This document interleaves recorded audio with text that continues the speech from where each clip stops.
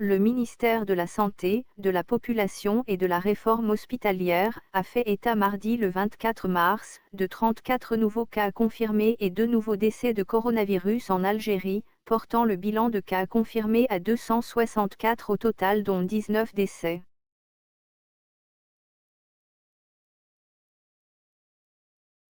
En application des mesures de prévention contre la propagation du coronavirus Covid-19, annoncées hier lors de la réunion du Haut Conseil de sécurité, la wilaya de Blida est désormais totalement isolée.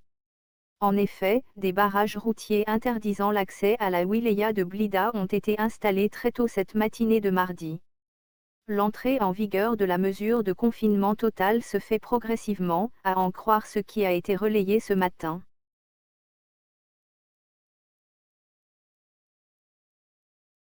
La mesure importante pour lutter contre la propagation du coronavirus, Covid-19, porte sur l'instauration d'un couvre-feu, de 19h à 7h, à Alger.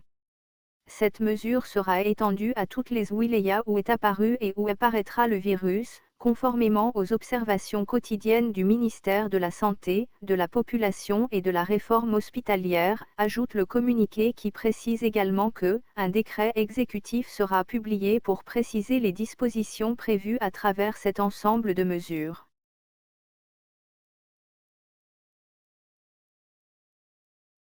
Des aides chinoises contenant du matériel médical de soins et de protection contre la contamination du virus Covid-19 sont en cours d'acheminement de la Chine vers l'Algérie.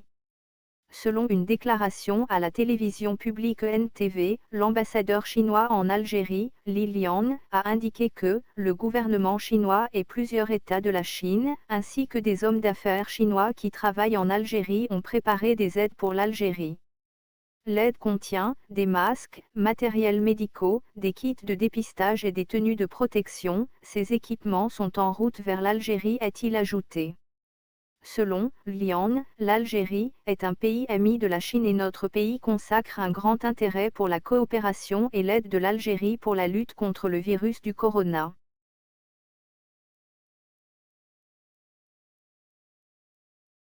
Contrairement à ce qui a été annoncé et rapporté par certains médias et sur les réseaux sociaux au sujet d'une supposée coupure de l'Internet au niveau national, Algérie Télécom tient à démentir et rassurer son aimable clientèle qu'aucune coupure n'est programmée, indique l'opérateur public dans un communiqué.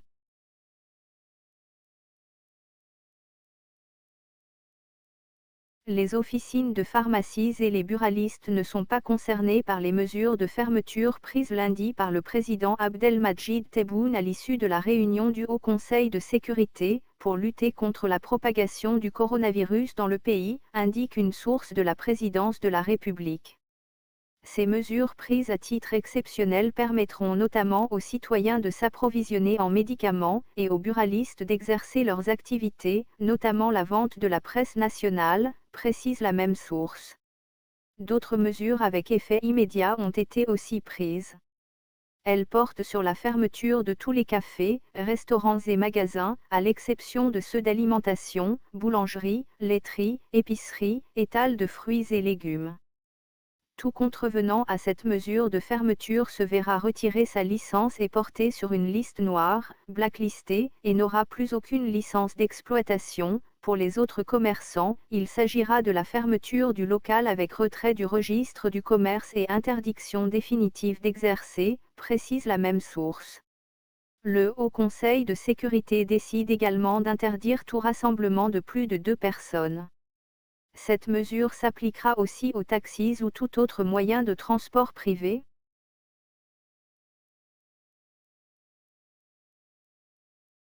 Des photos et des vidéos publiées sur Internet montraient des retraités entassés dans des salles d'attente bondées et devant des entrées submergées de nombreux bureaux de poste à Alger, Blida, Béjiaya, Kouargla et Relizane. En file indienne, ces personnes âgées les plus vulnérables à l'épidémie de Covid-19 attendaient patiemment dans l'espoir de toucher leur maigre pension mensuelle.